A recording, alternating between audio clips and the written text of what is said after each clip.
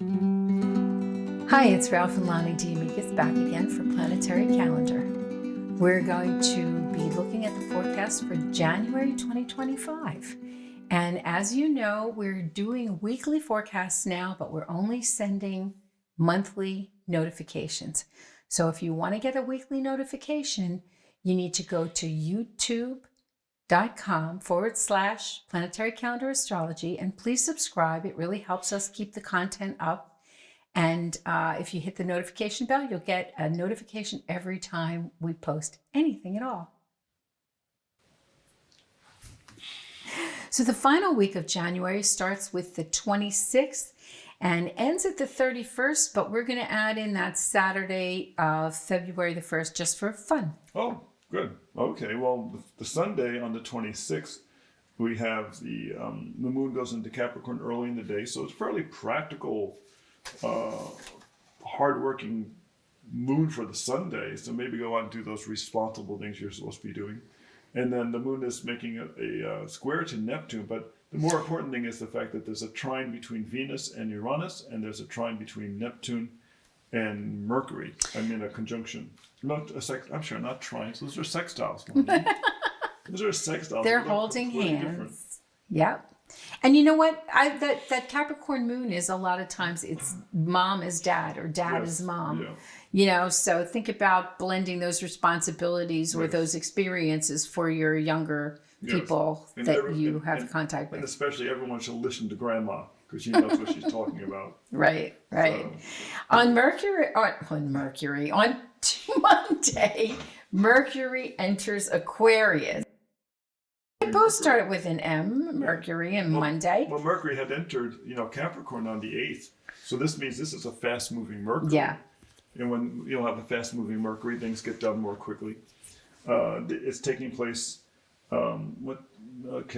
at what time? 6:52 p.m. in the evening. Now, the moon's in Capricorn all day. The moon is making a nice sextile to Saturn, which is especially good because Saturn and Capricorn are so related. And a trine to Uranus and Taurus. So kind of a very earthy day, which is funny because Mercury in the Aquarius is a very electrified position. And then you still have Mars kind of lurking. Yeah. You know, that's how I feel about him being retrograde in Pisces. You know, it's like, in Cancer. Yes. You know, he's just kind of lurking over your shoulder there, you know. Yes. So filled with hurt feelings, yes. Just oh gosh. And he's so long suffering because he goes retrograde for the longest period of time. Yeah, right. It's a good thing he doesn't do it very often. He goes retrograde the least of any of the planets. And it does it the least well. Honestly. So the saying "this too shall pass" should pass your lips or your mind frequently until he goes direct. Now the Tuesday is a really wonderfully social day.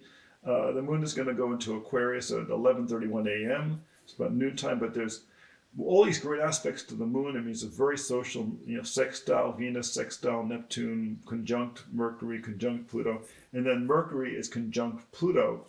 So it's just a real social day, and especially with the moon in the afternoon when the moon goes into Aquarius.